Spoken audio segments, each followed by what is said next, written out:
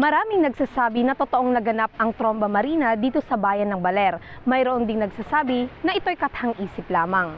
Ako si Pauline Tilo, samahan niyo ako't alamin ang kwento ng tromba marina dito lang sa Bidang Kaalaman.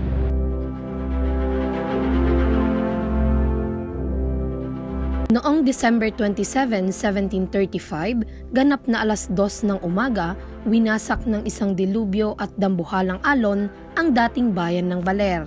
Ayon sa pari na si Fray Jose de San Rafael OFM, isa sa mga nakaligtas sa pangyayari, narating niya ang bundok ng Point Baja o Ermita Hill ngayon sa pamamagitan ng paglangoy.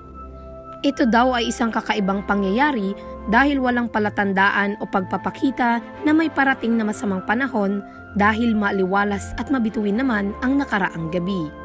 Ayon sa mga kwento, tanging dagat lamang ng Baler ang nagkaroon ng dilubyo at hindi naapektuhan ang mga bayan ng Kasiguran, Dipakulaw at Dingalan. Sa katotohanan na ang mga lugar na ito ay matatagpuan sa kahabaan ng parehong baybayin.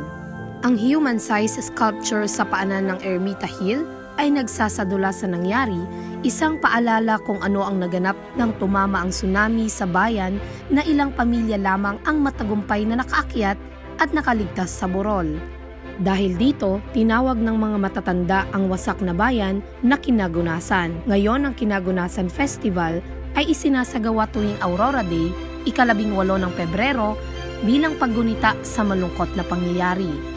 Maliban sa mga alaala at alamat, ang pagkawasak ng lumang bayan ay nananatiling misteryo hanggang ngayon. Dito nga sa lugar na ito ang pansamantalang naging kanlungan ng mga pamilyang nakaligtas mula sa sakuna. Sa kabila ng nakakalungkot na parte ng kasaysayan ng Baler, mapapatunayan na hanggang ngayon ang mga tao at ang bayan na ito ay patuloy na bumabangon. Hanggang sa susunod mga kabidahan, laging tatandaan, bida ang may alam.